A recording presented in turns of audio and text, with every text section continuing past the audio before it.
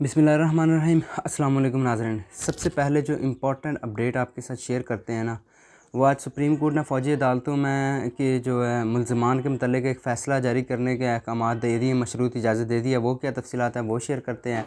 और दूसरी जानिब जो आज सुप्रीम कोर्ट में वज़ीर आज़म पाकिस्तान जनाब शहबाज शरीफ साहब को आज तलब किया हुआ है, और जो चीफ़ जस्टिस काज़ी फ़ाज़ल ईसा साहब उनसे मुलाकात करेंगे आज। वो क्या तफ़सीलात है और वो क्यों करेंगे, ये 6 जजेस के ख़त्म वाले मामले के ऊपर मुलाकात होगी। और कल फुल कोर्ट का इजलास भी हुआ था, जिसकी तफ़सीलात अभी तक एलामिया जारी करने का इम्कान था लेकिन नहीं हुआ, और जो ख़बर सामने आई है वो वज़ीर आज़म से मुलाकात की थी। ये क्या तफ़सीलात हैं ये आपके साथ इसी वीडियो में शेयर करते हैं। और कुछ जो है मामलात और भी हैं, उनके मतलब भी हम डिस्कस करेंगे। जो आज साइफ़र केस और तोशाखाना केस की भी समाअत है। आज हो सकता है कि जो है सलमान सफ़दर साहब यानी कि जो पीटी इमरान खान के वकील हैं, और वो जो आज अपने हो सकता है दलाइल मुकम्मल कर लें, और उसके बाद जो है वो अपना FIA की जानिब से जो है वो दलाइल शुरू किए जाएंगे। और ये क्या तफ़सीलात है ये सारी आपके साथ इसी वीडियो में हम शेयर करते हैं। नाज़रीन, मेरा नाम मोहम्मद उमर फ़ारूक है। आप हमारा डिजिटल चैनल देख रहे हैं उमर राजपूत। सबसे पहले जो इम्पोर्टेंट अपडेट है वो फ़ौजी अदालतों के मतलब है। जो सुप्रीम कोर्ट में आज समाअत थी, सुप्रीम कोर्ट ने गुज़िश्ता समाअत पर जो अटार्नी जनरल से तफ़सीलात तलब की हुई गई थी कि कौन से मुल्ज़मान हैं जिनके जो है फ़ैसले महफूज हो चुके हैं, और वो कौन से जो मुल्ज़मान जो हैं बरी हो सकते हैं। तो आज अटार्नी जनरल ने बताया सुप्रीम कोर्ट के कि 15 से 20 मुल्ज़मान जो हैं वो बरी हो सकते हैं। तो सुप्रीम कोर्ट ने उन मुल्ज़मान के फ़ैसले जो जारी करने की मशरूत इजाज़त दे दी है फ़ौजी अदालतों को।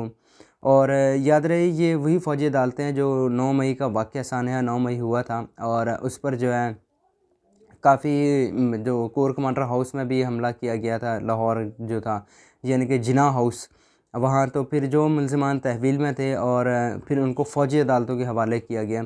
इसमें याद रहे एक और बात जो अभी तक इतलात है कि इमरान खान का भांजा है ना, जो बैरिस्टर मेरे ख़्याल में जो वो उनका नाम मुझे भूल रहा है, बैरिस्टर ही हैं वो, वकील भी हैं, हसन न्याज़ी, सॉरी हसन न्याज़ी भी फ़ौजी अदालतों फ़ौज की तहवील में ही हैं। और ये वो हफ़ीज़ुल्लाह न्याज़ी साहब जो सीनियर हैं जर्नलिस्ट एंकर पर्सन हैं, ये उनके बेटे हैं, साहबज़ादे हैं। तो अब सुप्रीम कोर्ट ने फ़ौजी अदालतों को जो है 15 से 20 मुल्ज़मान जो बरी हो सकते हैं, उनके जो है फ़ैसले सुनाने की मशरूत इजाज़त दे दी है। तो अभी बाकियों पर तो ज़ाहिर सी बात है अभी ऑर्डर नहीं जारी हुए हैं, क्योंकि फ़ौजी अदालतें पाकिस्तान की जो दुनिया में है ना वो 7वें नंबर पे आती हैं। तो मतलब इतना तेज़ तरीन और वो बेहतरीन अदालतें हैं, जो फ़ौजी अदालतें हैं वो दुनिया में 7वें नंबर पर आती हैं। खैर अभी ये तो देखते हैं, अटार्नी जनरल साहब ने भी यकीन दहानी करवाई है सुप्रीम कोर्ट में, और फिर वहाँ से फ़ैसला होगा। और दूसरी जानिब बातें जो ये आज शहबाज शरीफ साहब दिन 2 बजे मिलेंगे चीफ़ जस्टिस काज़ी फ़ाज़िल साहब से। याद रहे जो 6 जजेस ने ख़त लिखा था सुप्रीम कोर्ट में, वो 25 मार्च को लिखा गया था और 26 को ख़त मंज़र-ए-आम पर आया था, और वो तकरीबन चार्जशीट ही थी एजेंसियों के ख़िलाफ़। जो ISI की मुदाखलत है उस पर जो उन्होंने 6 जजेस ने चार्जशीट ही जारी की थी।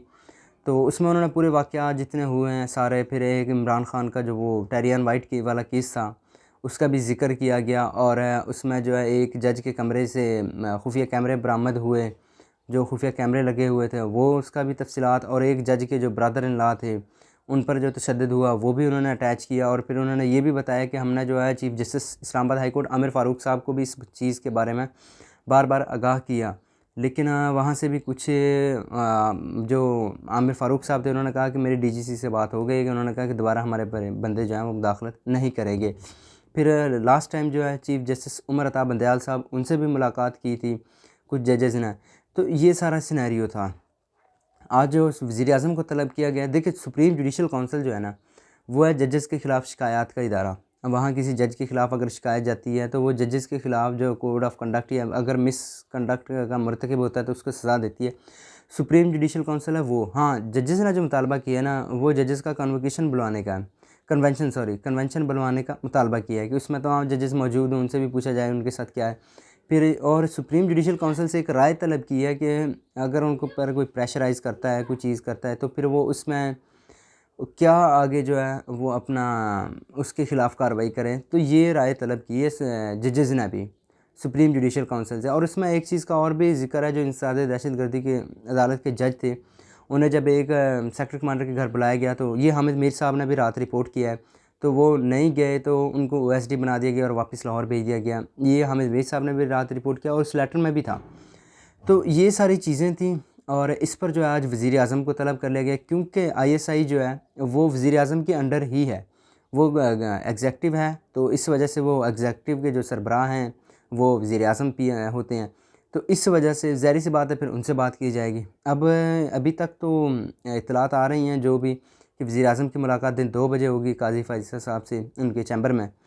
तो वो ये भी कहना क़ब्ल वक्त है कि क्या बात तय हुई है और रात फुल कोर्ट में भी क्या बात हुई है। बाकी जितनी फ़र्दर डिटेल्स आएंगी हम आपके साथ शेयर करेंगे। इस जो मेन रीज़न थी ना वो वज़ीर आज़म को ये बुलाने की थी कि वो कानूनी तौर पे वज़ीर आज़म के अंडर है आईएसआई जो है। तो इस वजह से शायद ये भी वजह हो सकती है और ये भी कह सकते हैं कि कोई अहम डेवलपमेंट आ जाए। खैर का रात उम्मीद थी, इम्कान भी था कि शायद एलामिया जारी होता, लेकिन नहीं हुआ था। फुल कोर्ट इजलास का काजी फ़ैज़ल साहब ने तलब किया हुआ था इस चीज़ पे। तो ये एक बड़ा जो है ना इंकशाफ था और बड़ा हम कह सकते हैं कि इक़दाम था कि जो जजेस ने ख़त लिखा, 6 ऑनरेबल जजेस हैं इस्लामाबाद हाई कोर्ट के जिन्होंने ये ख़त लिखा था। अभी के लिए इतना ही। उम्मीद करते हैं आपको हमारी वीडियो अच्छी लगी होगी, तो वीडियो को फीडबैक दीजिएगा। अभी के लिए इतना ही। अल्लाह हाफ़िज़।